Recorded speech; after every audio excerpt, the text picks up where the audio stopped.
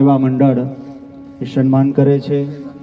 આપણે સૌ એ સન્માનને તાળીઓથી વધાવીએ। પોતાનો અમૂલ્ય સમય કાઢી અને આ આપણા રામકથાની અંદરમાં પધારેલા મહાનુભાવો જોરદાર તાળીઓથી આપણે સાહેબને વધાવીએ। શ્રી રામચંદ્ર ભગવાન કી જય।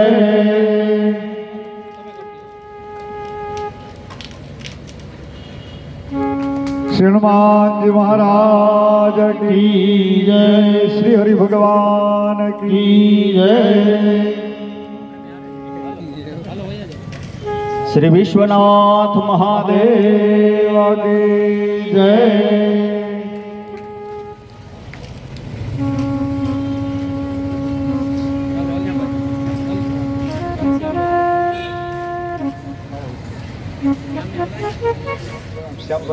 શ્યામભાઈ તેમનું પુષ્પગુચ્છથી સન્માન ઉત્સવભાઈ કરી રહ્યા છે। શ્રી દ્વારિકાધીશ કી જય। પ્રભુ શ્રી રામની કથા અને એ કથાની અંદરમાં આપણે સૌએ અયોધ્યાની અંદરમાં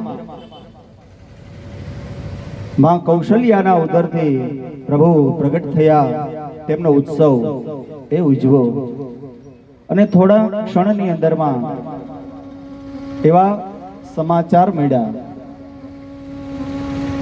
કે માં કૈકેયીએ એક પુત્રને જન્મ આપ્યો છે। એ પણ બિલકુલ રામ જેવા જ દેખાય છે।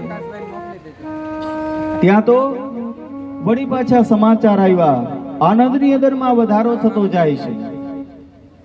કહે છે કે સુમિત્રાએ દો બાળક જાય।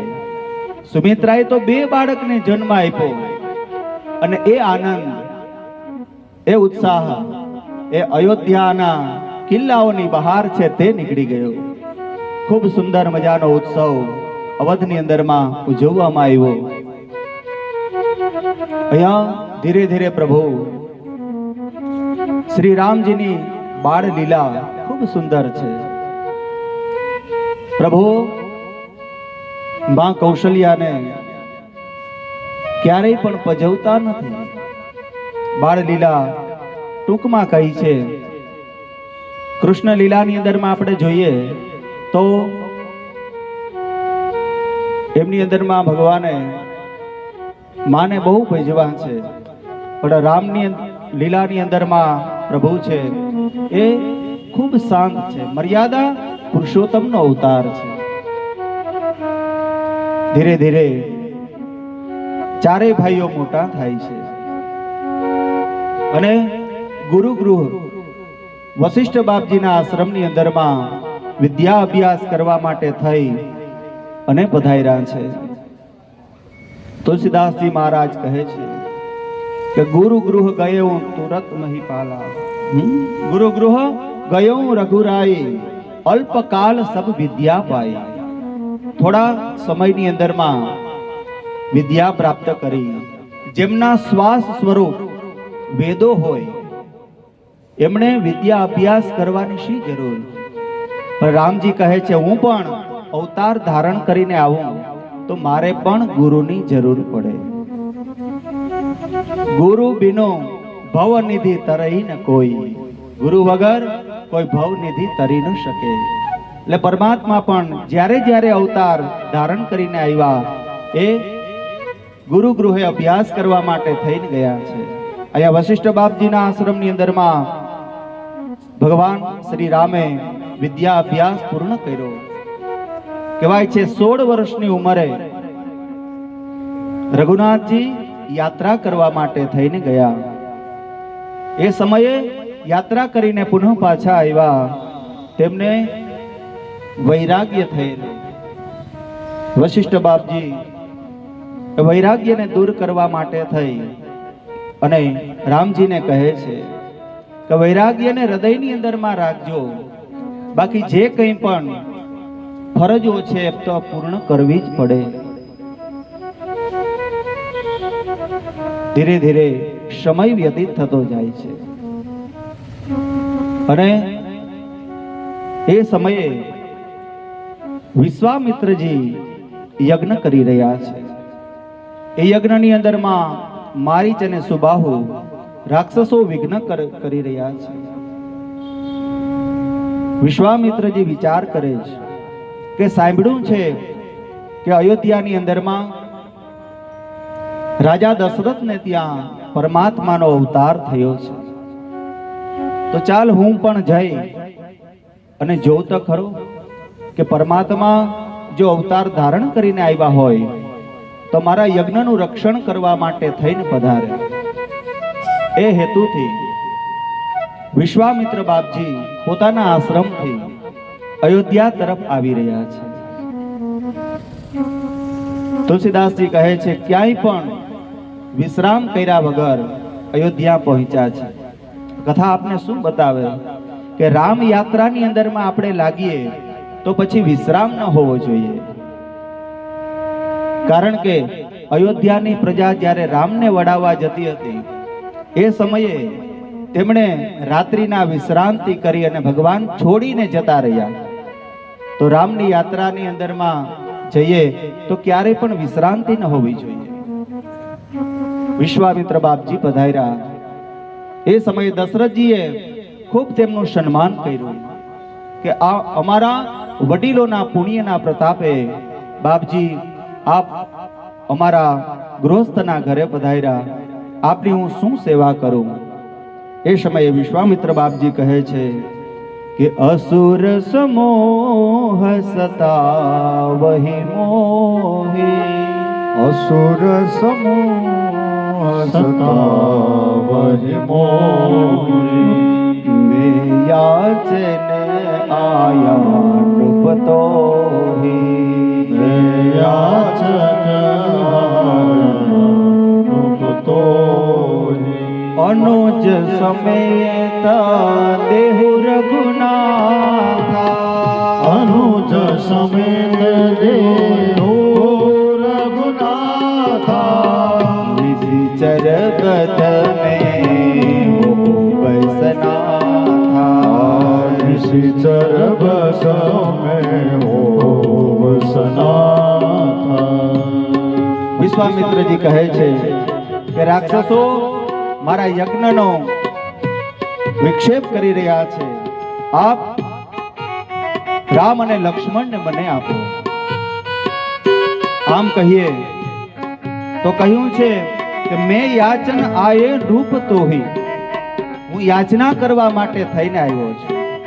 દશરથજી માટે આ મેણું હતું કે આપના રાજ્યની અંદરમાં ઋષિ મુનિઓ જો યજ્ઞ પણ શાંતિથી ન કરી શકતા હોય અને રાજાની ફરજ છે કે એ આશ્રમોની અંદરમાં જઈ અને ઋષિઓની રક્ષા કરવી, પણ આજે તમે રક્ષા નથી કરી શકતા એટલા માટે થઈ અને આપના સંતાનોને માગવા માટે થઈને હું આવ્યો છું.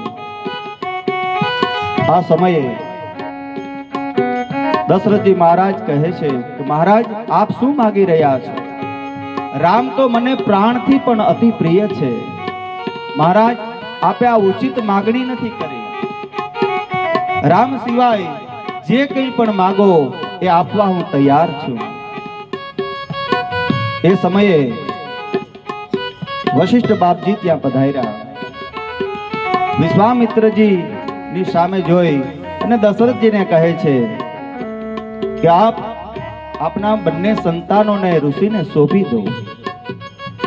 પૂર્વકાળની અંદરમાં રાજાઓ પણ ગુરુજનો જે કહે તેમ કરતા, અને આજે વશિષ્ઠ બાપજીએ કહ્યું અને રામ અને લક્ષ્મણને વિશ્વામિત્રજીની સાથે યજ્ઞની રક્ષા કરવા માટે થઈને મોકલે છે. વળી વશિષ્ઠ બાપજી કહે છે કે આ વર્ષની અંદરમાં કુમારોના લગ્નનો પણ યોગ છે, એટલા માટે મંગલ થશે, આપ તેમને મોકલો. કયો પિતા રાજી ન થાય કે જેમના પુત્રના લગ્ન થવાના હોય. એ સમયે રામજીને કહે છે કે આપની માતાના આશીર્વાદ લઈને આવો.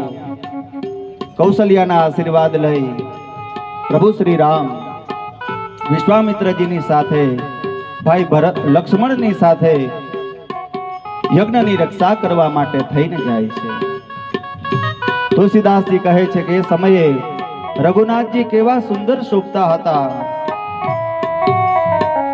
અરુણ નયન ઉર બાહુ વિશાલા, અરુણ નયન અર બાહુ વિશાલા, નીલજ જતનો શ્યામ તમાલા. રામ જય રામ જય જય રામ, કટિપટ પીત કાસે બરભાથા. શ્રી રામ જય રામ જય જય રામ, રુચિર ચાપ સાયક દોહાથા. શ્રી રામ જય રામ જય જય રામ. વિશ્વામિત્ર એટલે કે વિશ્વના મિત્ર. જો વિશ્વના મિત્ર બનશું તો શબ્દ બ્રહ્મ લક્ષ્મણ અને પરબ્રહ્મ પરમાત્મા એ આપણી સાથે ચાલશે. આજે વિશ્વામિત્રજીને જાણે મોટો ખજાનો મળી ગયો હોય એમ બંનેના ખભા ઉપર હાથ રાખી અને પોતાના આશ્રમ તરફ ચાલી રહ્યા છે. રસ્તાની અંદરમાં તાડકા વન આવ્યું છે. એ સમયે વિશ્વામિત્રજી રામજીને કહે છે કે આ તાડકાના સંતાનો જ મારા યજ્ઞની અંદરમાં વિઘ્ન કરી રહ્યા છે. એ સમયે કહેવાય છે કે ભગવાને એક બાણથી તાડકાનો ઉદ્ધાર કર્યો. એક હી બાણ પ્રાણ હરી લેનાર, કઈ બાણ પ્રાણ હરિ લેનાર, દિન જાની તે નિજ પદ દેહાર. જાને તે નિજ પદ દેનાર. એ સમયે તાડકાનો ઉદ્ધાર કરી પ્રભુ વિશ્વામિત્રજીના યજ્ઞની અંદર માં પધાર્યા છે. વિશ્વામિત્રજીએ બલા અને અતિબલા નામની વિદ્યાઓ આપી છે કે જેના દ્વારા ભૂખ અને તરસ ન લાગે. રઘુનાથજી યજ્ઞના ચારે દરવાજે ઊભા છે. ચારે દરવાજેથી યજ્ઞની રક્ષા કરી રહ્યા છે. આમ પણ ભગવાન ભક્તો માટે થઈ અને મંદિરોની અંદરમાં જોઈએ તો ભગવાન ઊભા છે. દ્વારકાનાથ દ્વારકાધીશ મંદિરની અંદરમાં જોઈએ તો એ ઊભા છે. ત્યાર પછી ગિરિરાજ ગોવર્ધનનાથજી એ પણ ઊભા છે. પ્રભુ શ્રી રામ લક્ષ્મણ જાનકી એ ઊભા છે. શું કામે? ભગવાન આપણી રાહ જોઈને ઊભા છે કે મારાથી છૂટો પડેલો આ અંશ મારી પાસે ક્યારે આવ્યા. નામ પણ રસ્તાની અંદરમાં કોઈ ઊભું હોય તો આપણે શું સમજીએ કે કોઈની રાહ જોતું હોય તો જ ઊભા હોય ને, કે કોઈની રાહ જોતું હોય તો ભગવાન પણ સતત 24 કલાક આપણા માટે થઈને ઊભા છે. આપણી રાહ જોઈ રહ્યા છે કે આ જીવ ક્યારે મારી પાસે આવે. ચારે બાજુથી રક્ષા કરી રહ્યા છે. અહીંયા વિશ્વામિત્ર બાપજીને કહ્યું કે આપ યજ્ઞનો પ્રારંભ કરો. યજ્ઞની અંદરમાં આહુતિઓ દેવાઈ રહી છે, પણ મનની અંદરમાં વિશ્વામિત્ર વિચાર કરી રહ્યા છે કે યજ્ઞનું ફળ પરબ્રહ્મ પરમાત્મા મારા આંગણે આવી અને ઊભા છે અને હું આ કારણ વગરનો ધુવાડો ખાઈ રહ્યો છું. એવામાં રાક્ષસો વિઘ્ન કરવા માટે થઈને આવ્યા છે, પણ ભગવાન શ્રી રામના દર્શન કરતા મારીચનો સ્વભાવ છે તે બદલાયો.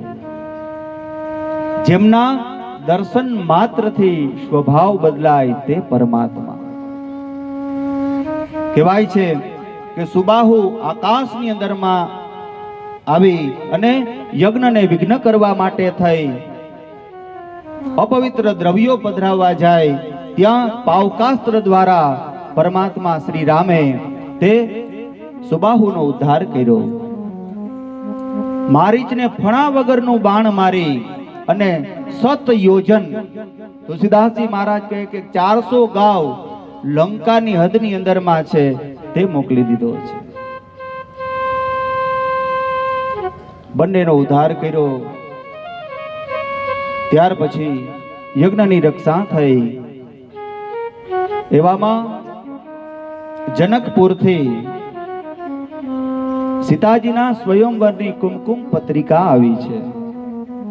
વિશ્વામિત્ર બાપજી વિચાર કરે છે કે આજે આ મારો યજ્ઞ તો ભગવાન પ્રભુ શ્રી રામે પૂર્ણ કર્યો, પણ આવો જ યજ્ઞ, ધનુષ્ય યજ્ઞ એ જનક મહારાજ કરી રહ્યા છે, તો તેમની અંદરમાં પણ રામ અને લક્ષ્મણ પધારે.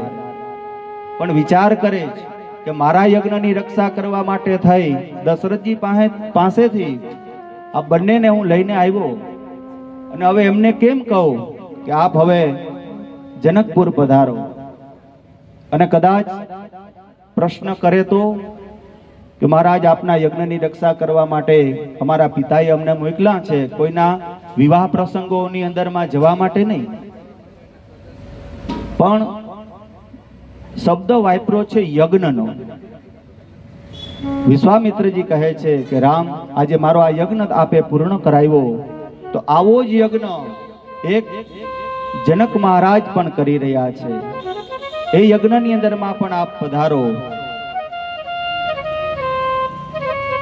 રામજી કહે છે કે જો યજ્ઞની જ વાત હોય તો ગુરુદેવ અમારે આપની સાથે પધારવું જોઈએ. આ યાત્રાની અંદરમાં 3 યજ્ઞ ભગવાને પૂર્ણ કર્યા. એક વિશ્વામિત્ર બાપજીનો યજ્ઞ, બીજો પરશુરામજીનો સમર યજ્ઞ, અને ત્રીજો જનકપુરની અંદરમાં ધનુષ્ય યજ્ઞ.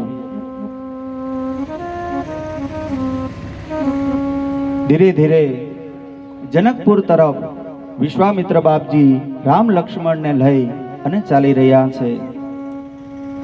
અને એ સમયે રસ્તાની અંદરમાં ગૌતમ ઋષિનો આશ્રમ આવે છે.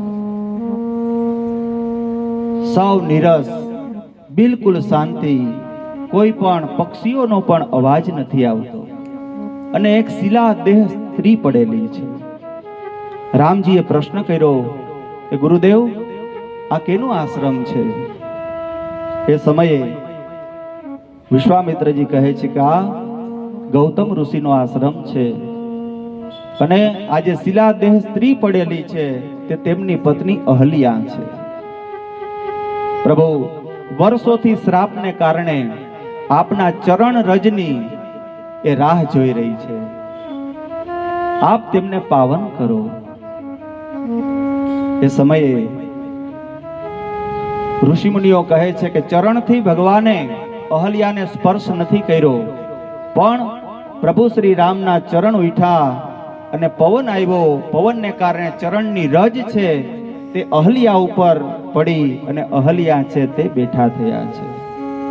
ગૌતમ નારી સાપસ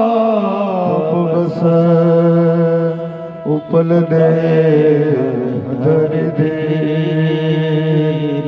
ચરણ કમલ ચાહતે કૃપા કરો રઘુવીર. જાણે શિલાની અંદરમાં સડવડાટ થયો હોય એમ અહલ્યાજી બેઠા થયા. 2 હાથ જોડી અને ભગવાન રઘુનાથજીની સ્તુતિ કરી. જેહી પદ સુર સરિતા પરમ પુનીતા પ્રગટ ભયે શિવ શીસ ધરે. સોઈ પદ પંકજ જેહી પૂજત અજ મમ શિર ધરે કૃપા. અહલ્યાજી કહે છે કે મારા પતિએ મને શ્રાપ આપ્યો, પણ હે રઘુનાથજી, આપ પધાર્યા, આપે મને દર્શન આપ્યા, મારું જીવન ધન્ય બન્યું. અહલ્યાજી સ્તુતિ કરતા હતા, એવામાં ગૌતમ ઋષિ ત્યાં પધાર્યા. કહ્યું કે આપે મારી પત્નીને સદગતિ આપી અને ગૌતમ ઋષિએ આશીર્વાદ આપ્યા કે આપના સુંદર કન્યા સાથે વિવાહ થશે. અહલ્યાનો ઉદ્ધાર કરી અને ત્યાર પછી ગંગાજીમાં સ્નાન કર્યું છે.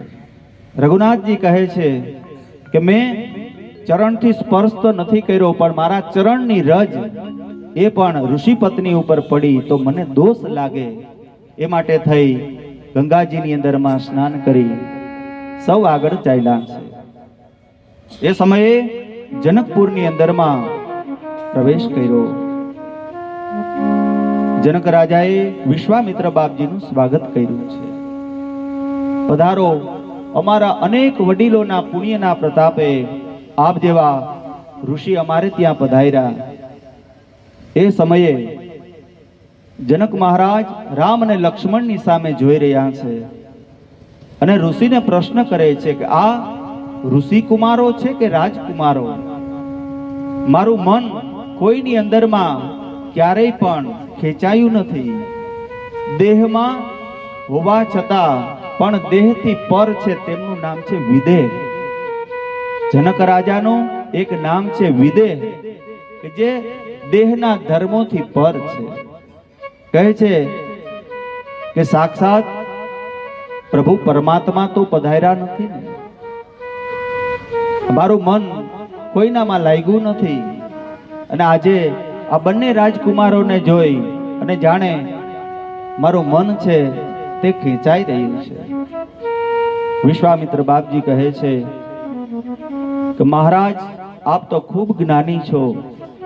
આપના મનની અંદરમાં જે કંઈ પણ હોય એ યોગ્ય જ હોય. આમ વાડીની અંદરમાં ઉતારો છે તે લીધો છે.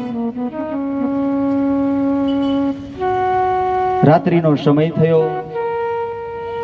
રઘુનાથજી વિશ્વામિત્ર બાપજીના ચરણ સેવા છે તે કરી રહ્યા છે.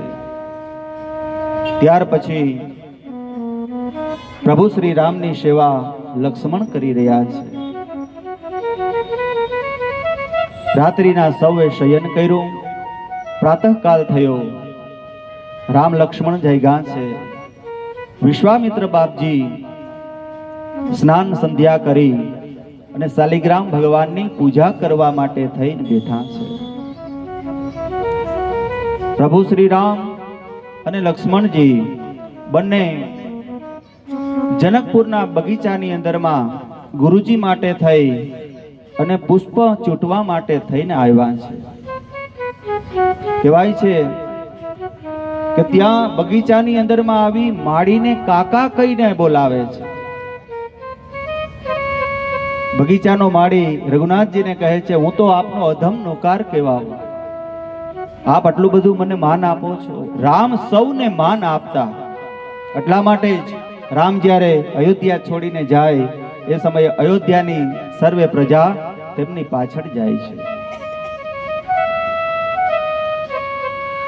આજ્ઞા લીધી અને કહેવાય છે કે તુલસી પત્ર અને પુષ્પને ચૂંટવા માટે થઈ અને ત્યાં તુલસીજીને વંદન કર્યા.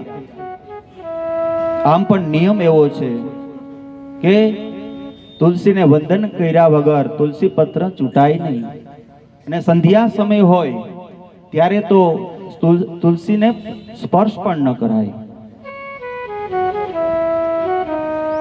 તુલસીજીનો મહત્વ એ રામજીએ બતાવ્યું. અમારા શ્યામભાઈ ઠાકર એ પણ કહે છે કે તુલસીજીના સુકાયેલા એ જે ડાળી હોય એનો ટુકડો એ દિવાસળીની સાથે લગાડી અને તેમને થી દીપ જલાવવામાં આવે તો 1000 દીપદાનનો પુણ્ય પ્રાપ્ત થાય છે. આ છે તુલસીજીનો મહત્વ. 1000 દીપદાન કરીએ અને જેટલું પુણ્ય પ્રાપ્ત થાય એટલું પુણ્ય તુલસીજીના એક ટુકડા એ બાકસની સાથે લગાડી અને પછી પ્રજ્વલિત કરવામાં આવે દીપ, તો આટલું પુણ્ય પ્રાપ્ત થાય છે. કહેવાય છે કે જ્યાં બગીચાની અંદરમાં પુષ્પોને ચૂંટી રહ્યા હતા એ સમયે સખીઓની સાથે જાનકીજી ત્યાં પધાર્યા છે અને એ અવસરે તુલસીદાસજી મહારાજ કહે છે કે તેહી અવસર સીતા આવી, એહી અવસર સીતા આવી, જા પૂજન જનની પઠાઈ, જા પૂજન જનની બધાઈ, સંગ સખી સબ સુભદ સયાની, સંગ સગી સબ સુભદ ભય, શ્રી રામ જય રામ જય રામ,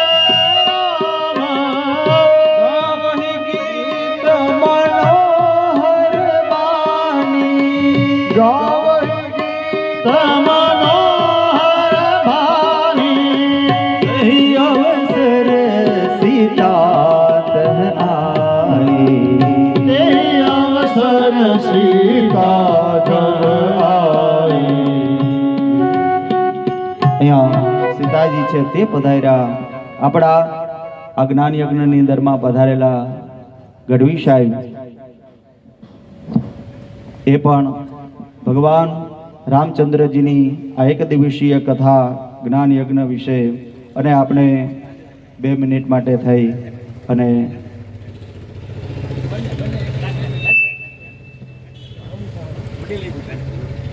ગાંધી સાહેબને વિનંતી કરીએ કે 2 શબ્દ આપને કહે. જય સિયારામ. કાલે અભૂતપૂર્વ પર્વ છે રામ મંદિરનું, ત્યારે આપ સૌને મળી આ કથામાં હાજરી આપી. જાણે અમે લોકો અયોધ્યામાં આવ્યો હોય એવો અમને આનંદ થાય. શ્રી રામ ભગવાન આપને ઉપર ખૂબ આશીર્વાદ આપે, ખૂબ સુખી રાખે, ખૂબ તંદુરસ્તી આપે, 100 વર્ષનું આયુષ્ય આપે. એક બુદ્ધિયા ડૉક્ટર તરીકે આપ સૌને ભગવાનને પ્રાર્થના કરું છું. સૌને જય શ્રી કૃષ્ણ. વ્યાસપીઠમાં બિરાજમાન આચાર્યને સ્નેહવંદન. એના વિશે આપણે કહી શકીએ કે બહાર ભીતર એક રસ, સરસ સ્વભાવ, કરની કથની એકસી એ સંસ્કા ભાવ. આવા વ્યાસપીઠ પર બિરાજમાન અમારા સાંદીપનીના ગૌરવ સમા અમારા એ ઋષિકુમાર છે, એટલે મને વિશેષ આનંદ થાય. એમણે પૂછે ભાઈનો ફોટો ત્યાં રાખ્યો છે. ગઈકાલે જ મારે ભાઈ સાથે વાત થતી હતી કે આખું ભારત વર્ષ રામમય બની ગયું છે. આપણા બધા માટે બહુ આનંદની વાત છે, બહુ ગૌરવની વાત છે કે સનાતન ધર્મમાં હિન્દુને ઉજાગર કરનાર એક વિરલ પાક્યો છે. આપણે કોઈ પક્ષની વાત નથી કરતા, પણ નરેન્દ્ર મોદી જેવો વ્યક્તિ કે જેણે સમગ્ર વિશ્વમાં આપણું નામ રોશન કરી દીધું. રામ નામનો જયકાર થઈ રહ્યો છે. આ બધા એમને સાંભળવા આવ્યા છે, એટલે અમારે જેવા ડાક્ટરે બહુ બોલવાનું ન હોય એટલે મેં એમને ગાંધી સાહેબને કહેવા માટે વિનંતી કરી, એમણે આજ્ઞા કરી એટલે 2 શબ્દો મેં કીધા છે. આપણે ઠાકોરજીને પ્રાર્થના કરીએ કે દરેકના હૃદયમાં રામ વસે, આપણું જીવન એ રીતે ઉજાગર બને. રામના જીવનમાંથી આપણે કંઈ શીખીએ અને એના જીવનમાંથી આપણે પ્રેરણા લઈએ એવી પ્રભુ પ્રાર્થના. આપ સૌને મળીને અમને પણ આનંદ થયો છે. આ પાવન દિવસે આમ તો આવતીકાલે છે, પણ આજે જ આમ તો આપણું આખું અઠવાડિયું હવે રામમય બની ગયું છે. અમને આવો લાભ મળ્યો એ પણ અમારા જીવનની એક ધન્યતા છે કે અમારા સાંદીપની ઋષિકુમાર વ્યાસપીઠ પર બિરાજમાન હોય અને એમના આ મધુર શબ્દો આપણા કંઠે પડે અને અમે લાભાન્વિત થઈએ. આપ સૌને પુનઃ ખૂબ ખૂબ ખૂબ અભિનંદન. જય શ્રી રામ. Thank you. ગાવામાં પણ 2-2.5 કલાક જેવો સમય જોઈએ, તો એમને સમજાવી ન શકીએ. એટલે પછી બીજો વિચાર એવો કર્યો કે 1 દિવસીય રામચરિત્ર કથા, કે ભગવાન શ્રી રામચંદ્રજીના જન્મથી લઈ અને રાજ્યાભિષેક સુધીની કથાને આપણે ટૂંકની અંદરમાં છે એ સમજાવી શકીએ. તો એ પ્રયાસ અમારા સદભાવના સેવા મંડળ અને વિશ્વનાથ મંદિર સૌએ ઝીલી લીધો અને મને પણ મારી વાણીને સાફલ્ય કરવાનો આ ઉત્સવ પ્રાપ્ત થયો. તો હું પણ ખૂબ ખૂબ આભારી છું એમનો કે આ યજ્ઞ 8 દિવસથી ચાલી રહ્યો છે અને હજી આવતીકાલ સુધી ભગવાન જ્યાં સુધી એ પોતાના નિજ મંદિરની અંદરમાં પ્રતિષ્ઠિત ન થાય ત્યાં સુધી આ બધા ઉત્સવ આપણા આખા ભારત દેશની અંદરમાં અને વિશ્વની અંદરમાં ચાલી રહ્યા છે. તો આપણે પણ એમાં થોડા સહભાગી બન્યા છીએ. દેહ છે એ દેવાલય છે. એમ અયોધ્યાની અંદરમાં તો આવતીકાલે ભગવાન રામજી પ્રતિષ્ઠા સહિત મૂર્તિ સહિત પધારવાના જ છે. આ કથાનો હેતુ એ છે કે આપણો દેહ પણ એક અયોધ્યા છે ને આપણું હૃદય એ મંદિર છે. એ મંદિરની અંદરમાં આપણે રામને બિરાજમાન કરવાના છે. પધારજો. ખૂબ ખૂબ આભાર ગાંધી સાહેબ, સૌ મહાનુભાવો.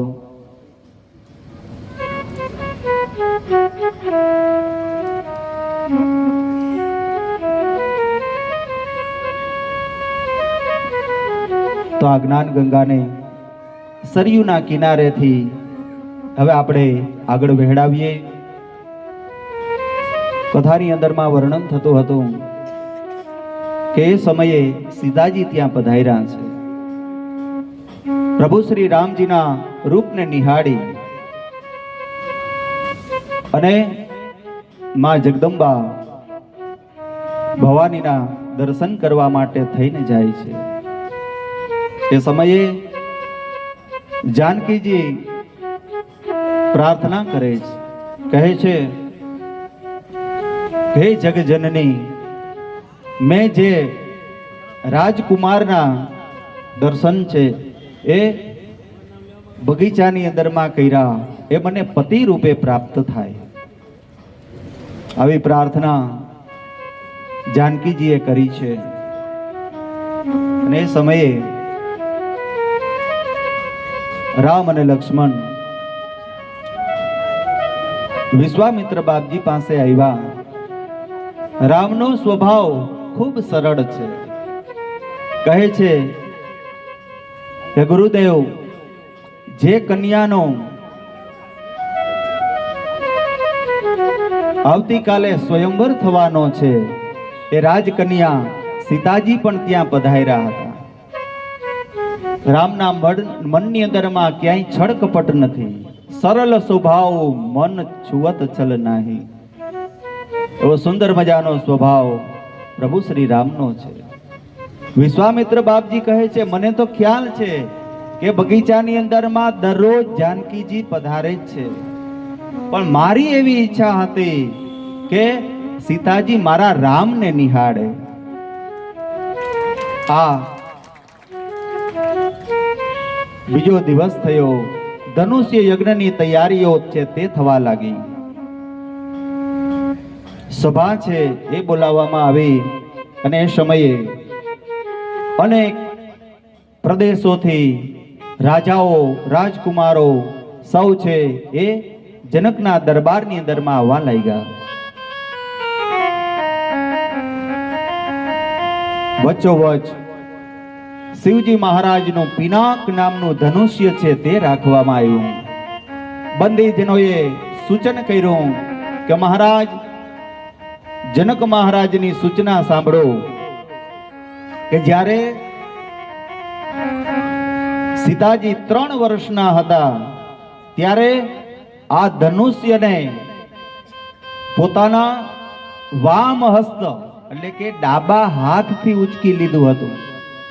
આવી કથા આપણે સૌ જાણીએ છીએ કે એક વખતે આ પિનાક ધનુષ, શાસ્ત્રમાં તો એવો ઉલ્લેખ છે કે 300 હાથીઓએ ખેંચી અને લઈને આવેલા આવડું મોટું ધનુષ કે 300 હાથી દ્વારા ઉંચકવામાં આવ્યું હતું. અને તેમની દરરોજ પૂજા એ જનક મહારાજ કરતા હતા. જાનકીજી નાના એટલે તેમની સાથે આવે, એ પણ પિતાજીને મદદ કરે. પણ બન્યું એવું કે એક વખત જનક મહારાજ આવીને જુએ છે તો જે પિનાક ધનુષ્ય છે એમની નીચે પણ લીપેલું જોયું. જાનકીજીને પૂછે છે, કહે છે, બેટા આ બધું સાફ સફાઈ તો કરી છે, પણ આ ધનુષ્યની નીચે લીંપણ કોણે કર્યું? જનક મહારાજ વિચાર કરે આટલા હાથીઓ ઉપાડી ન શકે ને આવડું ધનુષ્ય આ કોણે ઉપાડ્યું હશે? એ સમયે જાનકીજી કહે છે, પિતાજી એ તો મને એવું લાગ્યું કે આ ધનુષ્યની આજુબાજુમાં તો સફાઈ થાય છે, પણ આની નીચે કોઈ સફાઈ કરતું નથી, એટલે મેં ઉપાડી અને પછી સફાઈ કરી છે. કહેવાય છે જનક મહારાજે પૂછ્યું, કેમ ઉપાડ્યું? 3 વર્ષના જાનકીજી કહેવાય છે કે આમ ઉપાડ્યું પિતાજી. આ જોઈ જનક મહારાજ વિચાર કરવા લાગ્યા કે આ કોઈ સામાન્ય પુત્રી મારે ત્યાં આવી નથી. હવે તો આ ધનુષ્યનો જે ભંગ કરે એમને જ મારી કન્યા છે તે વડાવીશ. આવો સંકલ્પ ત્યારથી લીધો છે. આજે ધનુષ્ય યજ્ઞ છે, રાજા મહારાજાઓ સૌ પધાર્યા છે. કહેવાય છે લંકાગઢથી રાવણ પણ આવ્યો. સૌ આવી અને પોતપોતાના સ્થાન ઉપર બિરાજમાન થયા છે. એ સમયે ઊંચો એક મંચ બનાવવામાં આવ્યો અને મંચ ઉપર બિરાજમાન કરવા માટે થઈ અને વિશ્વામિત્ર બાપજી રામ અને લક્ષ્મણને નિમંત્રણ આપવામાં આવ્યું. સભાની અંદરમાં વિશ્વામિત્રજી પધાર્યા, સાથે રામ અને લક્ષ્મણ પધાર્યા છે અને એ ઊંચા મંચ ઉપર બિરાજમાન થયા છે. બંદીજનોએ સૌને અવગાહન કર્યું, કહ્યું કે જે રાજા આ ધનુષ્યને ઉઠાવી અને તેમની પ્રત્યંચા બાંધશે તેમને જનક મહારાજની કન્યા સીતાજી છે એ વિજય માળા આરોપણ કરશે. અને ધીરે ધીરે સૌ રાજાઓ પોતપોતાનું બળ બતાવવા માટે થઈ અને આવવા લાગ્યા. આપણે પણ ભાતીગઢ એક સૌ પહેલેથી સાંભળતા આવીએ છીએ કે રાજા જનકને આંગણે આજે સૌ રાજાઓ પધાર્યા અને દ્રશ્ય કેવું હતું કે રાજા જનક ઘેરે માંડવો સાહેલડી, રાજા જનક ઘેરે માંડવો, રાજા જનક ઘેરે માંડવો સાહેલડી, રાજા જનક ઘેરે માંડવો. હારે આવ્યા મોટા મોટા ભૂપ, આવ્યા મોટા મોટા ભૂપ, રાજા જનક ઘેરે માંડવો. અરે આવ્યા મોટા મોટા ભૂપ, આવ્યા મોટા મોટા ભૂપ, રાજા જનક ઘેરે માંડવો. લંકા તે ગઢથી રાવણ આવ્યો સાહેલણી, લંકા તે ગઢથી રાવણ આવ્યો.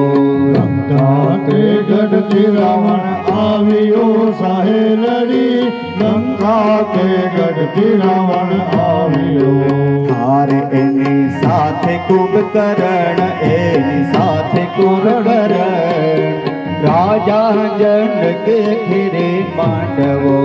અરે એની સાથે કરણ એની સાથે કરણ તો, રાજા જનક ઘેરે માંડવો. અરે રાવણ પણ આવેલો, એ પણ ધનુષ ઉપાડવા માટે થઈ પોતાની જે પોતે બોલાવતો ઊભો થયો.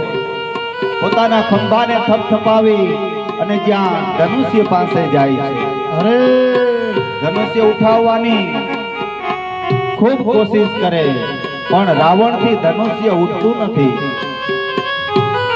અને નીચું મસ્તક કરી શુભ ખાઈ અને પોતાના આસન ઉપર બેઠો. એ સમયે સીતાજી માળિયા ઉપર બેઠા બેઠા એ રામજીના રૂપને જોઈ રહ્યા છે અને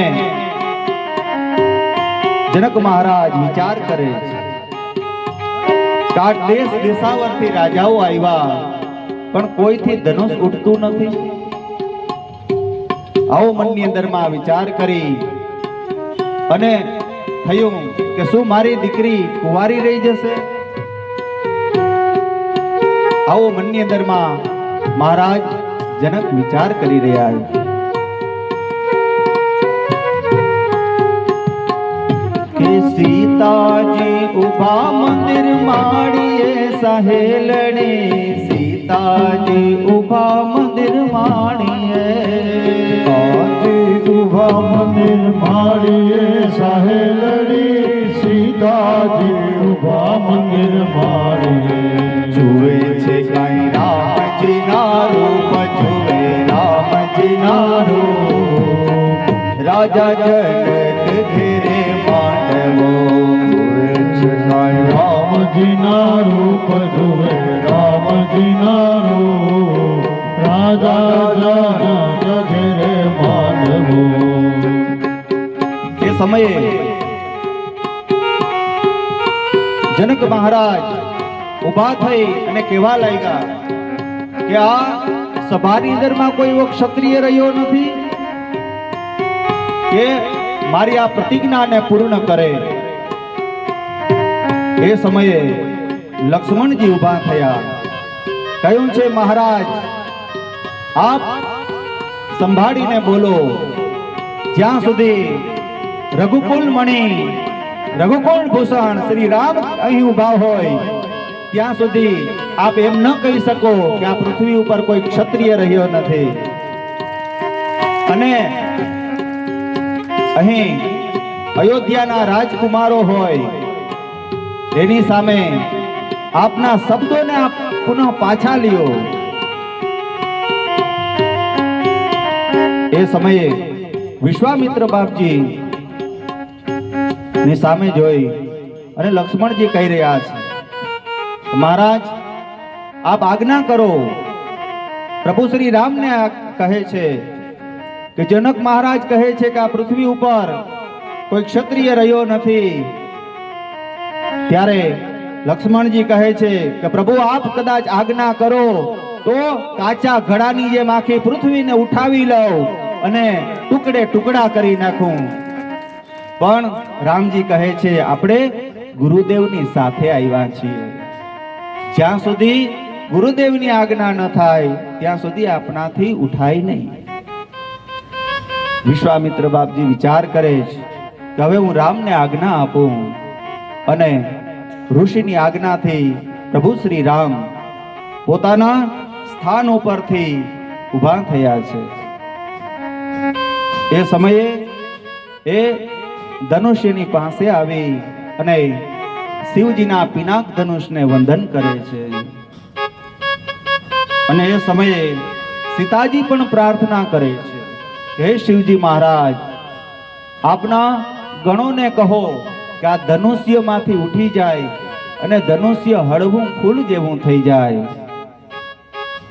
અને એક પ્રદક્ષિણા કરી શિવજી મહારાજનું સ્મરણ કરી અને જ્યાં પ્રભુ શ્રી રામ ધનુષ્યને સ્પર્શ કરવા જાય ત્યાં તો ધનુષ્ય છે એમને જ્યાં ફણા ખેંચવા જાય ત્યાં ધનુષ્યના બે ટુકડા થયા છે.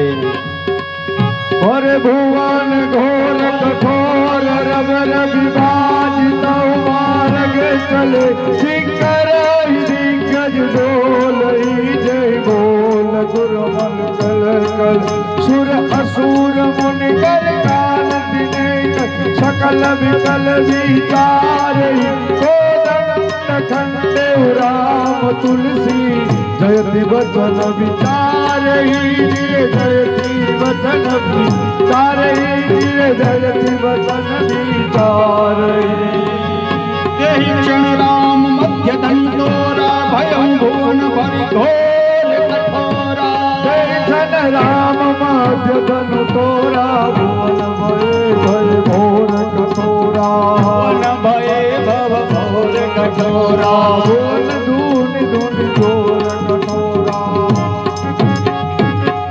ધનુષ્યના ટુકડા થયા. અને એ સમયે એ પરશુરામજી મહારાજ એ ધનુષ્યના ટુકડાનો અવાજ સાંભળતાની સાથે ત્યાં આવી ગયા છે. એ સમયે રાજાઓ કે જે ધનુષ્ય યજ્ઞની અંદરમાં આવ્યા હતા એ આવી અને પરશુરામજીને વંદન કરવા લાગ્યા. કહે છે પ્રભુ અમારી કોઈ દોષ નથી, આ બાળક આવેલો છે એમણે આ ધનુષ્ય તોડ્યું. પરશુરામજી સામે આવી ખૂબ ક્રોધથી કહેવા લાગ્યા કે મારા ઈષ્ટ શિવનું આ ધનુષ કોણે તેમનો ભંગ કર્યો છે? રઘુનાથજી એકદમ સરળ સ્વભાવે ત્યાં ઊભા છે. કહે છે કે ગુરુદેવ, આપના સેવકે આ ધનુષ્યનો ભંગ કર્યો છે, જે શિક્ષા કરવી હોય તે કરો. એ સમયે કહેવાય છે પરશુરામજીનો ક્રોધ ક્યાંય સમાતો નથી. રામાયણની અંદરમાં તુલસીદાસજીએ તો ખૂબ એમાં મોટું વર્ણન કર્યું છે, પણ ટૂંકમાં કહીએ તો એ સમયે રઘુનાથજી ના હૃદયની અંદરમાં ભૃગુ ઋષિનું એ ચરણ ચિહ્ન જોઈ અને સમજી ગયા કે આ તો સાક્ષાત નારાયણ અવતાર ધારણ કરીને આવ્યા છે. પરશુરામજી પણ ત્યાંથી વંદન કરી અને વિદાય થયા. આ બાજુ સીતાજી વિજય માળા લઈ અને ત્યાં પધાર્યા છે. વિજય માળા લઈ હાથની અંદરમાં સીતાજી ઊભા છે. સંતો કહે છે કે રામ કરતા સીતાજી છે એ થોડા નીચા છે.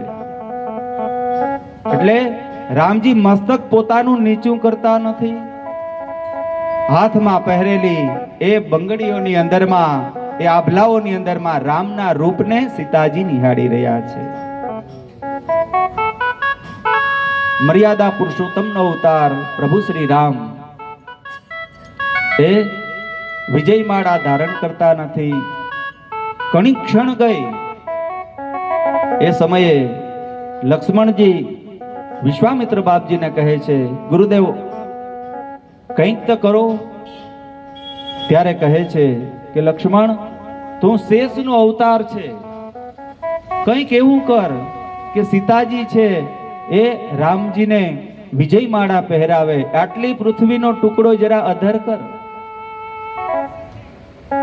લક્ષ્મણજી કહે છે, ગુરુજી એવું ન બની શકે, પણ હા એક છે કે કંઈક કરવું જોશે. એ સમયે લક્ષ્મણજી ત્યાં આવ્યા. આવી અને રામજીનો તો ખ્યાલ પણ નથી અને ચરણની અંદરમાં છે એ પડી ગયા. હવે ત્યાં લક્ષ્મણને ઉઠાવવા માટે થઈ શ્રી રામ ગયા અને સીતાજીએ વિજય માળા છે એ પહેરાવી અને કહેવાયું, બોલીએ સિયાવર રામચંદ્ર ભગવાન કી જય. વિજય માળા ધારણ કરી સખીઓની સાથે સીતાજી પોતાના ભવનની અંદરમાં પધાર્યા. આ બાજુ જનક મહારાજે સેવકોને કુમકુમ પત્રિકા લઈને અયોધ્યા મોકલ્યા છે. સેવકો આવી અને દશરથ મહારાજને એ કુમકુમ પત્રિકા આપી છે. અને એ સમયે કહેવાય છે કે દશરથ રાજાએ 9 લખો હાર પહેરેલો હતો એ સેવકોને આપવા લાગ્યા ઉતારીને. સેવકો કહે છે, અમારાથી એ હાર ન લેવાય, અમે કન્યા પક્ષના છીએ. અને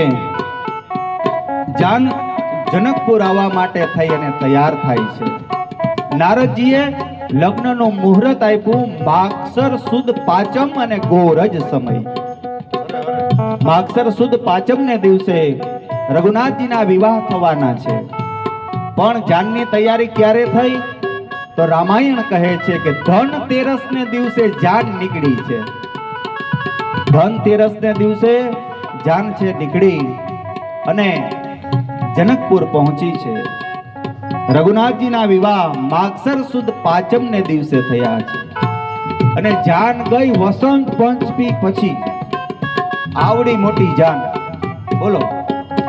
ધનતેરસ ના દિવસે આવી, માગસર સુદ પાંચમ ના વિવાહ થયા અને વસંત પંચમી પછી જાન ગઈ. આટલી તો રોકાણી.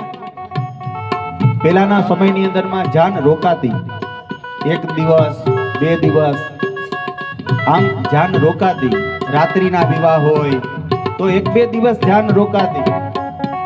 આમ રઘુનાથજીના વિવાહ છે આટલો સમય સુધી અને રોજે રોજ નવી મહેમાન ગતિ જનક મહારાજ કરી રહ્યા છે.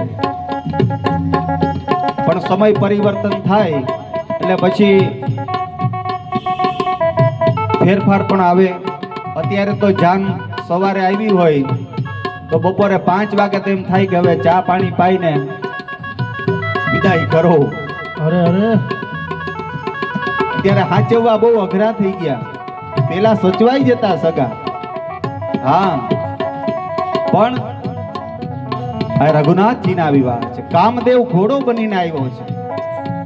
લગ્નની વિધિ થઈ રહી છે. સીતાને તોરણ રામ પધાર્યા. એ સુંદર મજાનું લગ્નની વિધિ થઈ રહી છે. એવામાં વશિષ્ઠ બાપજી જનક મહારાજને કહે છે કે આપની પુત્રીઓ અને આપના ભાઈ કુશકેતુ ની પુત્રીઓ છે, એમના જો વિવાહ કરીએ તો રામની સાથે લક્ષ્મણ, ભરત અને શત્રુઘ્ન પણ આવ્યા છે, તો સાથોસાથ એમના પણ લગ્ન છે, નક્કી કરીએ તો. જનક મહારાજ કહે છે અહો ભાગ્ય કે અયોધ્યાના એ રાજકુમારો સાથે મારી પુત્રીઓના વિવાહ થાય. કહેવાય છે કે એ સમયે માંડવી, શ્રુતકીર્તિ અને ઉર્મિલા આ ત્રણેયને કહેવામાં આવ્યું કે આપ છે એ દુલ્હનનો સ્વાંગ સજી અને પધારો. અહીંયા રામ, લક્ષ્મણ, ભરત અને શત્રુઘ્ન ચારેયના વિવાહ કરવાનું નક્કી કરવામાં આવ્યું. પહેલવેલા સમૂહ લગ્ન થયા હોય તો જનકપુરની અંદરમાં ચારે ચાર લક્ષ્મી નારાયણના વિવાહ. તો એ વિવાહ થઈ રહ્યા છે. એમાં ગુરુદેવ આજ્ઞા કરે, કહો પ્રતિગૃહણામી, હું કન્યાને દાન સ્વરૂપે સ્વીકાર કરું છું. રામ કહે છે પ્રતિગૃહણામી. લક્ષ્મણજીને કહેવામાં આવ્યું કહો કે પ્રતિગૃહણામી. લક્ષ્મણ કહે છે અમે ક્ષત્રિય, અમે દાન ન લઈએ, હું નહીં બોલું. વશિષ્ઠ બાપજી કહે છે બોલવું પડે, ત્યાં સુધી લગ્ન પાકા ન ગણાય. કહે છે કે પ્રતિગૃહણામી બોલવું પડે, કન્યાનું દાન કરી રહ્યા છે, આ સમયે બોલવું પડે. ત્યારે બોલ્યા પ્રતિગૃહણામી. કહેવાય છે પછી તો સૌ બધા ભોજન માટે થઈને બેઠા છે. અહીંયા પણ મહાપ્રસાદ ની તૈયારી આપણે પણ રાખેલી છે. તો કથા વિરામ પામે એટલે મહાપ્રસાદ લઈને જ સૌએ જવાનું છે, કારણ કે ભગવાન શ્રી રામનો પ્રસાદ છે. એટલે મહાપ્રસાદનું પણ અહીંયા કહેવામાં આવ્યું છે કે જે પણ ભક્તજનો કથા શ્રવણ કરવા પધાર્યા છે એ પણ ભોજન પ્રસાદી લઈ અને પછી જ જશે. તો અહીંયા પણ ભોજન વિધિ ચાલી રહી છે જનકપુરની અંદરમાં. ઝરૂખા ઉપર જનકપુરની સ્ત્રીઓ બેઠી છે અને કહેવાય છે કે એ સમયે વિનોદ કરી રહી છે. આપણી ભાષામાં કહીએ તો ફટાણા ગાઈ રહી છે. પેલા ફટાણા બહુ બોલતા, હવે તો ગીત જ ક્યાં કોઈ બોલે છે. પણ કહેવાય છે કે વિનોદ કરી રહી છે એ જનકપુરની સ્ત્રીઓ કે આ છોકરાઓ કેટલા ભાગ્યશાળી છે કે આવી સુંદર કન્યાઓ તેમને પ્રાપ્ત થઈ. ને આમે અયોધ્યાની અંદરમાં રાણીઓને ત્યાં ક્યાં સંતાન થતા હતા? આ તો રાણીઓએ ખીર ખાધી અને સંતાનની પ્રાપ્તિ થઈ. પણ લક્ષ્મણજી આ સહન ન કરી શક્યા. ઊભા થઈને કહેવા લાગ્યા કે અયોધ્યામાં તો ખીર ખાવાથી સંતાનની પ્રાપ્તિ થાય, પણ જનકપુરમાં તો આટલી પણ તકલીફો નથી લેવી પડતી, ધરતીમાંથી કન્યાઓ નીકળે છે. આમ સુંદર મજાનો વિનોદ થઈ રહ્યો છે. આગળ એકી બેકીની રમત રમાય છે. આપણે જે કોડાગોડી રમીએ ને ત્યારે હતું, એકી બેકીની રમત રમાય છે. સખીઓ કહે છે એકી કે બેકી? રામ કહે છે એકી. સખીઓ હસીને કહે છે કે આજથી સુધી તો એકી હતા, હવે થયા બેકી, છતાં પણ કહો છો એકી? વળી લક્ષ્મણજી આવીને કહે છે કે મોટા ભાઈ કહે છે એ બરાબર છે. જ્યાં સુધી પતિ અને પત્ની બંનેનો સ્વભાવ એક ન થાય ત્યાં સુધી એ લગ્ન જીવન સફળ થતું નથી. તન બે અને મન એક, એમનું નામ છે લગ્ન. એટલે બેકી હોવા છતાં પણ એકી છે. નામ પણ લગ્ન જીવનની અંદરમાં બંનેનો સ્વભાવ એક સરખો હોવો જોઈએ. એક એમ કે છે કથામાં જાઉં, બીજા કે ના ઘરે બેહીને ટીવી જોવું છે, તો ન હાલે. બંનેનો સ્વભાવ એક હોય, આનું નામ છે લગ્ન. સુંદર મજાના વિવાહ છે તે થયા. જાનકીજીને વિદાય કરવા માટે થઈ 4 ડોલીઓ તૈયાર થઈ છે. ભગવાન શ્રી રામની સાથે જાનકીજીના વિવાહ થયા. લક્ષ્મણજીની સાથે ઉર્મિલાના, ભરતજીની સાથે માંડવીજીના અને શત્રુઘ્નની સાથે શ્રુતકીર્તિ. આ ચારેય લક્ષ્મી નારાયણ વિદાયની ઘડી આવી. એ સમયે જાનકીજી વિચાર કરે છે કે હું જનકપુર છોડીને જાઉં તો હું સાક્ષાત મહાલક્ષ્મીનું સ્વરૂપ છું. તો જનકપુર વાસીઓ મારા ગયા પછી શું કરશે, શું ખાશે? કહેવાય છે કે માતાજીએ ખોડાની અંદરમાં અક્ષત રાખ્યા છે, ચોખા રાખ્યા છે, અને જાનકીજી જ્યારે વિદાય થાય ત્યારે એ ચોખા વેરતા જાય છે. આજે પણ મિથિલાની અંદરમાં ખૂબ ચોખા થાય છે. એ સીતાજીના આશીર્વાદ સ્વરૂપ છે. આપણે ત્યાં પણ અયોધ્યાથી અક્ષત આવેલા છે, સૌને ત્યાં. એ પણ ભગવાનની પ્રસાદી. એમાં પણ મતાંતર અલગ છે. કોઈ એમ કહે છે કે જ્યારે આવતીકાલે ભગવાનનો રાજ્યાભિષેક થાય ત્યારે એ અક્ષત ની અંદરમાં થોડા બીજા અક્ષત રાખી એમની ખીર બનાવી અને પ્રસાદ છે એ ઠાકોરજીને ભગવાન રામને અર્પણ કરવો અને પછી એ સૌએ એ પ્રસાદ ગ્રહણ કરવો. બીજો મત એવો પણ છે જ્યોતિષાચાર્યો પ્રમાણે, એવો પણ એક અમારા જ્યોતિષી છે, તેમણે કહ્યું છે કે એ ચોખાને લાલ વસ્ત્રની અંદરમાં પોટલી બનાવી અને આપણે જ્યાં આપણા ઘરેણા છે, આપણા જે કંઈ પણ પૈસા છે એ તિજોરીમાં રાખતા હોય ત્યાં રાખવામાં આવે તો ધન વૈભવની પ્રાપ્તિ થાય છે. તો આમ અક્ષત એ સીતાજીએ વૈરા. ચારેય દીકરીઓ વિદાય થઈ. ધીરે ધીરે જાન છે એ વિદાય થવાની તૈયારી લઈ રહી છે. જાનકીજી માં સુનૈનાને કહી રહ્યા છે કે મારા પિતાજી વૃદ્ધ થયા છે, માં મારા પિતાનું આપ ધ્યાન રાખજો. સુનૈનાજી પણ કહી રહ્યા છે કે બેટા તું મોટી છો, તારી 3 બહેનોનું ધ્યાન તું રાખજે. એ સમયે સીતાજી કહે છે કે આપ અમને એવા કુળની અંદરમાં વરાવી રહ્યા છો કે જ્યાં દુઃખનું સ્વપ્ન પણ ન આવે. આપ જરા પણ ચિંતા ન કરો. કહેવાય છે કે કઠણ હૃદયે એ જનક મહારાજ પોતાની જાનકી ને વિદાય કરી રહ્યા છે. સૌ જ્યાં સુધી એ જાન દેખાતી રહી ત્યાં સુધી એમ ને એમ ઉભા રહ્યા છે. જાન જ્યારે વિદાય થઈ, જાનના રથના ચાલવાને કારણે જે ધૂળની ડમરીઓ ઉડતી હતી એ જોઈને પણ એ લોકો ઉભા રહ્યા. એ પણ સમી ગઈ. હવે જાનકીના દર્શનની કોઈ આશા ન રહી. એ સમયે જનક મહારાજ પોતાના દીકરીના જે મંડપ છે તેમની થાંભલી પકડી અને ઉભા છે. કહે છે લૂંટાઈ ગયો મારો લાડ ખજાનો, દાદ હું જોતો રહ્યો. લૂંટાઈ ગયો મારો લાડ ખજાનો, દાદ હું જોતો રહ્યો.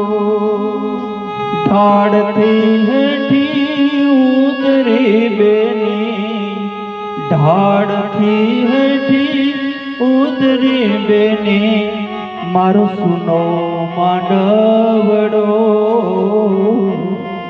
હાડ જાકેરો મારો આજે ગાંઠથી છૂટી ગયો. કાળ જાગે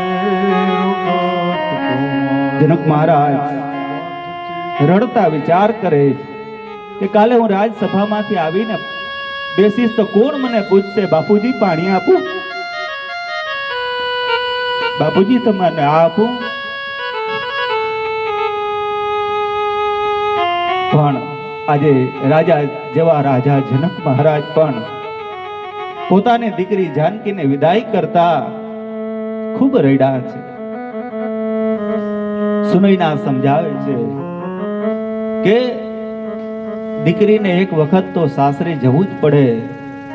કર્ણધાર, આપ ધીરજ રાખો. ખૂબ વિદાયની વેળાએ સૌએ જાનકીજીને વિદાય આપી છે. ધીરે ધીરે જાન અયોધ્યાની અંદરમાં આવી રહી છે. અવધના પાદરની અંદરમાં સરયુના કિનારે જ્યાં જાન પહોંચી, કહેવાય છે 4 લક્ષ્મી નારાયણ, 4 લક્ષ્મી નારાયણ આવવાના છે. આજે કૌશલ્યાનો તો હરખ ક્યાંય સમાતો નથી. કહેવાય છે કે દીવડો લેવા જાય તો વાટ ભૂલી જાય છે, અરે કંકુ લેવા જાય તો ચોખા ભૂલાઈ જાય છે.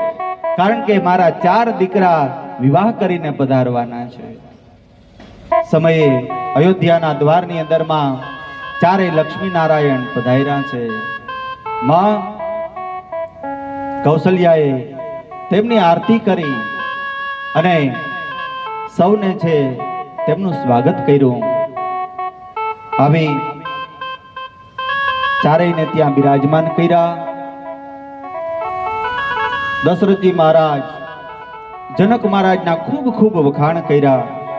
કહે છે, દેવી, અમે જ્યારથી જાન લઈને ગયા ત્યારથી વિદાય સુધી જનક મહારાજે અમારી ખૂબ સેવા કરી. અનેક અનેક વખાણો છે તે કર્યા.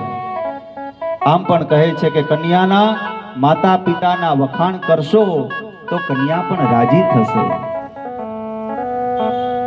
દશરથજી કહે છે, આ પારકી દીકરી આપણા ઘરે આવી છે. આંખ નું રક્ષણ જેમ પાપણ કરે એમ આ દીકરીઓની રક્ષા કરજો. ધીરે ધીરે સમય છે વ્યતીત થતો જાય છે.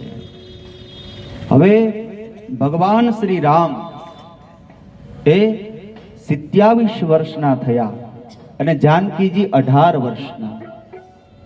એક વખત દશરથ મહારાજ પોતાની રાજગાદી ઉપર બેઠા હતા.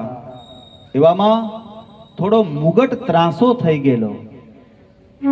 રાજાને એવી ટેવ કે જ્યારે રાજ સિંહાસન ઉપર બેસે એટલે અરીસાની અંદરમાં પોતાના મુખને જોવે. પણ મુગટ ત્રાસો થયેલો જોયો અને કાન પાસે સફેદ વાળ જોયા. રાજા વિચાર કરવા લાગ્યા કે હવે મારી ઉંમર થઈ ગઈ છે, હવે આ રાજગાદી મારે રામને સોંપી દેવી જોઈએ. આમ પણ માથાના વાળ છે સમજાવી જાય છે. પેલાના સમયની અંદરમાં કાન પાસે સફેદ વાળ થતા એ કાનમાં એમ કહેતા કે હવે ઉંમર થઈ, જાજી ગઈ અને થોડી રહી, એટલે હવે આ બધું જંજારને છોડી દ્યો. આમ રાજા પણ વિચાર કરે છે કે હવે મારી પણ ઉંમર થઈ છે, હવે હું મારા સીતારામનો રાજ્યાભિષેક કરું. મનની અંદરમાં આવો વિચાર લાવ્યા. વશિષ્ઠ બાપજીને બોલાવવામાં આવ્યા. કહે છે કે બાપજી, આપની ઈચ્છા હોય તો રામનો રાજ્યાભિષેક કરીએ. પ્રજાની પણ એવી ઈચ્છા છે કે રામનો રાજ્યાભિષેક થાય. વશિષ્ઠ બાપજી કહે છે, જેવી આપની ઈચ્છા. ઈચ્છાઓનો ક્યારેય પણ અંત આવતો જ નથી. એક ઈચ્છા પૂર્ણ થાય તો બીજી ઈચ્છા જાગૃત થાય જ છે. દેશી નરિયામાંથી પરદેશી થાય, વળી પરદેશી નરિયા હોય તો એમ થાય પાટું પીડિયા નખાવી લઈએ, વળી પાછા એમ થાય કે આની માથે એક બીજું મેડી ચણાવી લઈએ, વળી એમ થાય કે અહીંયા એક મકાન છે તો બીજું મોટું મકાન લઈ લઈએ. ઈચ્છાઓનો ક્યારેય પણ અંત આવતો જ નથી. આમ પ્રજાની પણ એવી ઈચ્છા હતી. પેલા પ્રજાની ઈચ્છા શું હતી? તો કે અમારા રાજાને ત્યાં કોઈ સંતાન નથી, એમને ત્યાં કોઈ સંતાન પ્રાપ્ત થાય. તો ભગવાનની દયાથી 4 પુત્ર છે તે પ્રગટ થયા. વળી પાછી ઈચ્છા થઈ કે એ ચારેયના વિવાહ થાય, વિવાહ પણ થઈ ગયા. હવે પ્રજાની એવી ઈચ્છા છે કે રામ છે એ રાજગાદી ઉપર બેસે. આમ દશરથજી મહારાજ સુમંતને બોલાવી અને કહે છે કે આપ ગુરુદેવને કહો કે રામનો રાજ્યાભિષેક ક્યારે કરીએ. વશિષ્ઠ બાપજી કહે છે કે એમાં મુહૂર્ત જોવાનું ન હોય. જ્યારે પણ વિચાર આવ્યો કે રામને ગાદી આપવી છે તો તુરંત આપી દેવી જોઈએ. પણ અહીંયા રાજા દશરથજી કહે છે આવતીકાલે મારા રાજ્ય પુત્ર રામનો રાજ્યાભિષેક થાય, આપ કઈ મુહૂર્ત આપો. વશિષ્ઠજી વિચાર કરે છે કે મુહૂર્તની અંદરમાં રામ ગાદી ઉપર બેસવાના નથી, એટલે કોઈ મુહૂર્ત આપ્યું નથી. પણ વશિષ્ઠજીએ ગૂઢ વાણીમાં એટલું કહ્યું કે જે દિવસે રામ ગાદી ઉપર બેસે એ જ શુભ મુહૂર્ત છે અને આવતીકાલે બેસવાના જ છે શુભ મુહૂર્તે. તો એ પણ અહોભાગ્ય. તો કહે છે કે જે દિવસે રામ રાજગાદી ઉપર બેસે એ જ શુભ મુહૂર્ત. વશિષ્ઠજીને કહેવામાં આવ્યું કે આપ જઈ અને રામને સમાચાર આપો કે આવતીકાલે આપનો રાજ્યાભિષેક થવાનો છે. વશિષ્ઠજી પ્રભુ શ્રી રામને ત્યાં પધાર્યા છે. આવી અને સમાચાર આપ્યા કે આવતીકાલે આપનો રાજ્યાભિષેક થવાનો છે. રાજ્યાભિષેકના સમાચાર સાંભળી અને રામજી દુખી થયા. કહે છે બાપજી આ યોગ્ય ન કહેવાય. જો રાજ્યાભિષેક કરવો હોય તો અમારા ચારેય ભાઈઓનો થવો જોઈએ. હું એકલો ગાદી ઉપર બેસું એમ નહીં. વશિષ્ઠજી કહે છે કે રામ જે મોટો પુત્ર હોય એ જ રાજગાદી ઉપર બેસે એવો નિયમ છે. તે સમયે લક્ષ્મણજી ત્યાં પધાર્યા. લક્ષ્મણજી ને રામજી કહે છે કે આવતીકાલે મને રાજગાદી ઉપર બેસાડવાના છે. હું તો ખાલી કહેવાનો રાજા છું, બાકી તો આ રાજ્ય તો તારું છે. બંધુ પ્રેમ કેવો હોવો જોઈએ એ રામાયણ બતાવે છે આપને.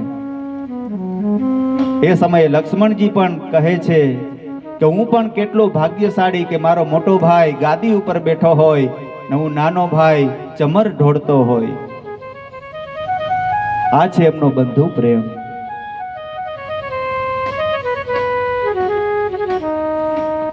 એ સમયે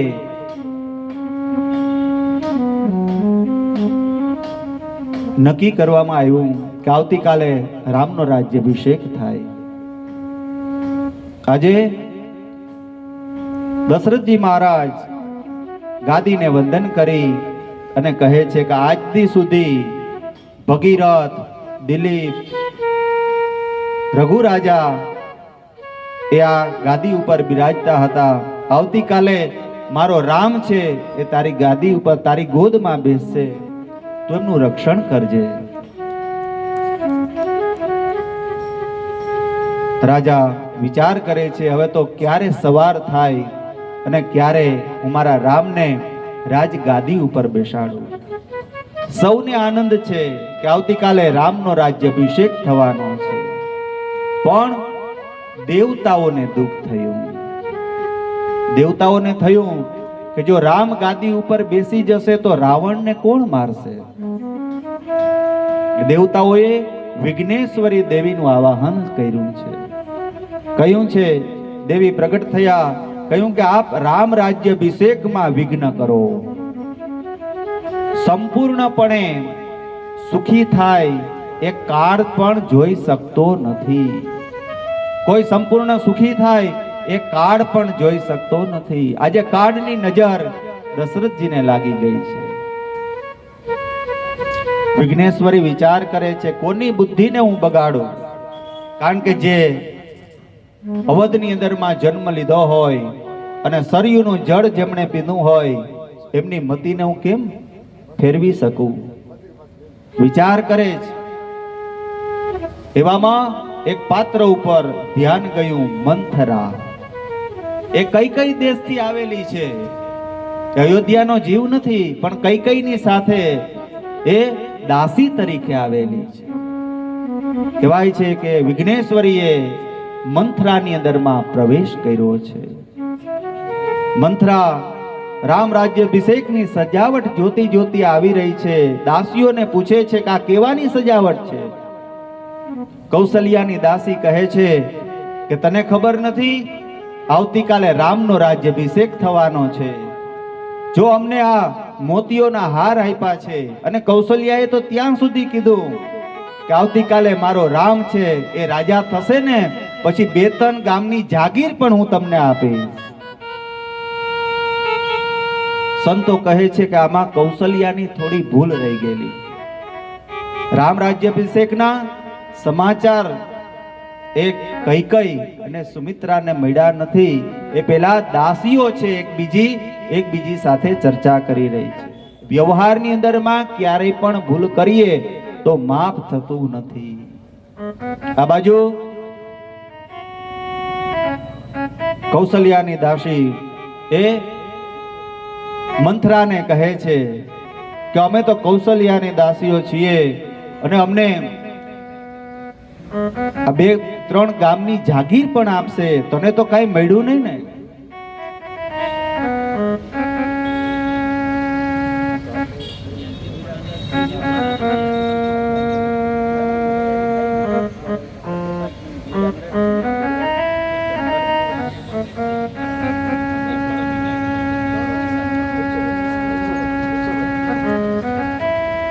તો અહીંયા કહેવાય છે કે મંથરા ને ખૂબ દુઃખ થયું.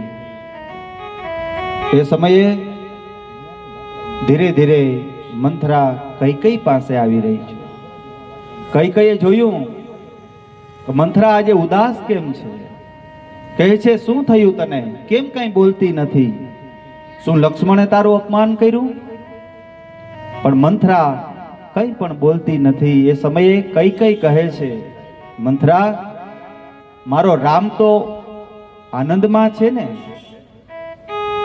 એ સમયે મંથરા કહે છે રામ તો આનંદમાં જ હોય ને, એનો તો કાલે રાજ્યાભિષેક થવાનો છે.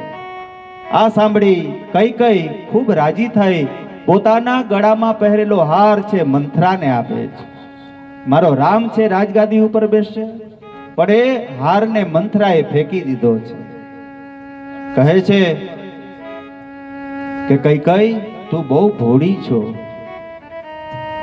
રામના રાજ્યાભિષેકના તૈયારી તો 15 દિવસથી થઈ રહી છે. હજી તને ખબર નથી? આ તો કૌશલ્યાની દાસીએ મને કહ્યું અને મને જાણ થઈ. તું બહુ ભોળી છો. એ સમયે કૈકેયી કહે છે પણ મારી પણ એવી ઈચ્છા હતી અને પ્રજાની પણ એવી ઈચ્છા હતી કે રામને રાજગાદી ઉપર બેસાડું. આજ મારો રામ રાજગાદી ઉપર બેસી રહ્યો છે તો તને શું દુઃખ થાય છે? મંથરા કહે છે આ તો તારું બગડે છે એટલે હું સુધારવા આવી છું. રાજા કૌશલ્યાને ખૂબ પ્રેમ આપે છે. રામને ગાદીએ બેસાડવાની એવી શું ઉતાવળ હતી? ભરત અને શત્રુઘ્નને મોસાળ મોકલ્યા છે. કહેવાય છે કે અનેક રાજ્યોને આમંત્રણ આપ્યા પણ ભરત અને શત્રુઘ્નને તો કોઈ યાદ પણ નથી કરતું. એ સમયે કૈકેયીએ જ્યાં મંથરાને સ્પર્શ કર્યો, કહેવાય છે વિઘ્નેશ્વરી કૈકેયીની અંદરમાં આવ્યા. એટલે તો કહે છે પાપીઓને ક્યારે સ્પર્શ પણ ન કરવો. આજે મંથરા કહે છે એમ કૈકેયી પણ એમના વચનોમાં ડોલવા લાગી. કહે છે રાજા તો ખોટો તારા ઉપર પ્રેમ કરે છે, પણ જ્યારે રામ ગાદી ઉપર બેસશે, કૌશલ્યા મહારાણી બનશે, એ સમયે તું તો તેમની દાસી થઈને રહીશ. ભરતને જેલમાં પૂરવામાં આવશે. આ દુઃખ મારાથી જોવાતું નથી. મંથરા સમજાવી રહી છે. એ સમયે કૈકેયી કહે છે કે મને પણ હમણાં 2-4 દિવસથી એવા ખરાબ સ્વપ્ન આવે છે. સ્વપ્નની અંદરમાં વિધવા થવાના ચિહ્નો દેખાય છે. હું શું કરું? ત્યારે કહે છે કે હજી પણ બાજી તારા હાથની અંદરમાં છે. મહારાજ દશરથ પાસે થાપણના રાખેલા 2 વરદાન છે, એ તું માગી લે. આ સમય છે, અહીંયા તું માગી લે. કઈ કહે છે પણ વરદાનમાં શું માગવું? એ ત્યારે મંથરા કહે છે કે વરદાનની અંદરમાં ભરતને રાજ ગાદી મળે. પેલું વરદાન એ માગજે અને બીજું વરદાન માગજે કે રામને 14 વર્ષનો વનવાસ. અને વિચારીને માગજે, કારણ કે જો રામને વનવાસ માગીશ તો દશરથ મહારાજ રામ વગર જીવી નહીં શકે. કદાચ મૂર્છા આવે અને મૃત્યુ પામે તો બીજું વરદાન માગવાનું રહી જાય. એટલે પેલા ભરતને ગાદી માગી લેજે અને પછી બીજા વરદાનની અંદરમાં રામને 14 વર્ષનો વનવાસ. ને એ પણ રાજાએ ક્યારેય પણ પોતાના રામના સોગંદ ખાધા નથી. રાજાને રામના સોગંદની અંદરમાં બાંધી અને પછી વરદાન માંગશે. મંથરાના કહેવા પ્રમાણે કહેવાય છે કઈ તૈયાર થઈ. કહે છે શું કરું? કહે છે કે આપ કાળા વસ્ત્રોને ધારણ કરી કોપ ભવનની અંદરમાં જઈ અને પ્રવેશ કરો. કોપ ભવનની અંદરમાં કઈ છે તે ગયા. રાજા અહીંયા પોતાની સભા જ્યાં પૂર્ણ થાય ત્યાં કઈકઈના મહેલ તરફ જવા માટે થઈ અને રવાના થયા છે. કથાને આપણે 2-5 મિનિટ માટે વિરામ આપીએ. જેમના સ્થાનની અંદરમાં આપણે બેઠા છીએ એવા વિશ્વનાથ મહાદેવ, તેમની આરતી અને દીપમાળા થઈ રહી છે. તો આપણે પ્રભુની શિવજી મહારાજની આરતી થઈ જાય ત્યાર પછી કથાના દોરને આગળ વધાવીએ. 2-5 મિનિટ માટે આરતી થઈ જાય અને ત્યાર પછી આપણે પુનઃ પાછી આપણે આ કથાના દોરને આગળ દબાવશું. બોલીએ વિશ્વેશ્વર મહાદેવ કી જય.